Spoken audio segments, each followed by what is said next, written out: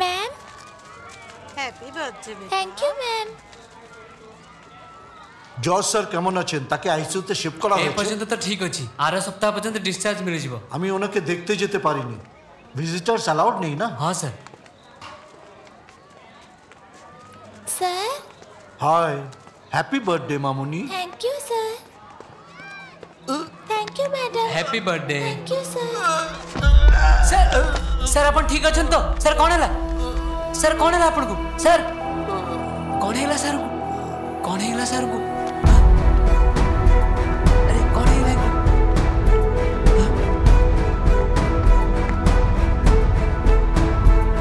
Sir sir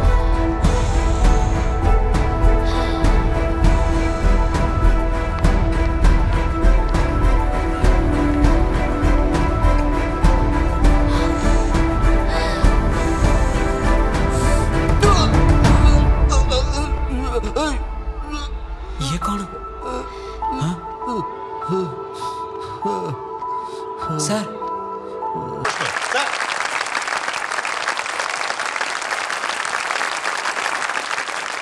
শ্রদ্ধেয় শিক্ষামন্ত্রী Shri George Verghese এবং মঞ্চে উপস্থিত সমস্ত মাননীয় অতিথিগণ, উপস্থিত প্যারেন্টস, টিচার্স আর প্রিয় স্টুডেন্টস, আজ আপনারা এখানে আমাকে বিশেষ অতিথি করে এনেছেন।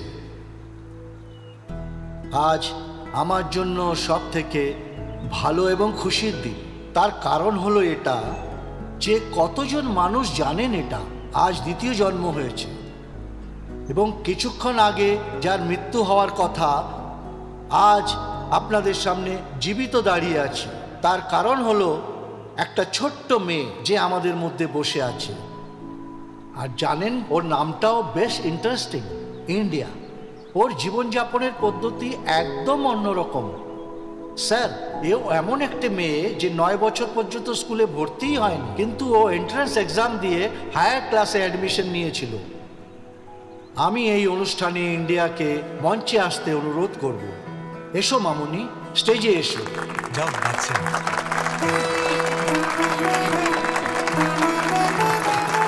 I am proud of you. আমার প্রাণ বাঁচানোর জন্য ধন্যবাদ।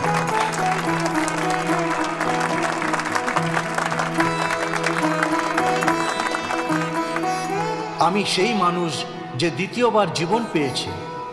আজ এই মেয়েটির কারণেই আজ আমি আপনাদের সামনে দাঁড়িয়ে আছি। আর এর পেছনে সায়েন্স আছে।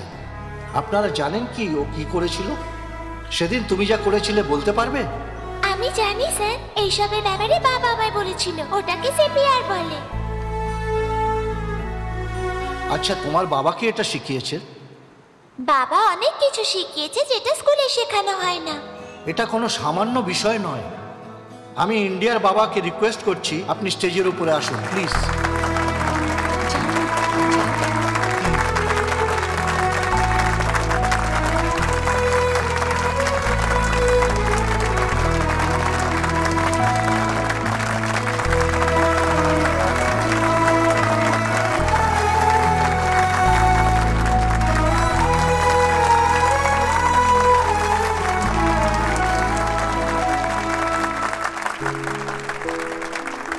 স্যার, আমি সুমনকে আগে থেকেই চিনি। ও সব সময় সোশ্যাল অ্যাক্টিভিটিসে ইনভলভ থাকে। ওর গ্রামের লোকেরা ওর হরতালের ব্যাপারে আমার চেয়ে বেশি জানে।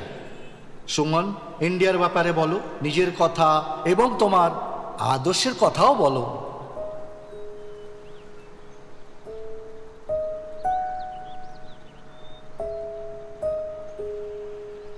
প্রিয় বন্ধুরা, আমি এমন একজন মানুষ যে জীবনের সমস্ত ক্ষেত্রে পরাজিত হয়েছি। আমার পরিবার, আমার প্রতিবেশীরা সবাই আমাকে নিয়ে হাসাহাসি করত।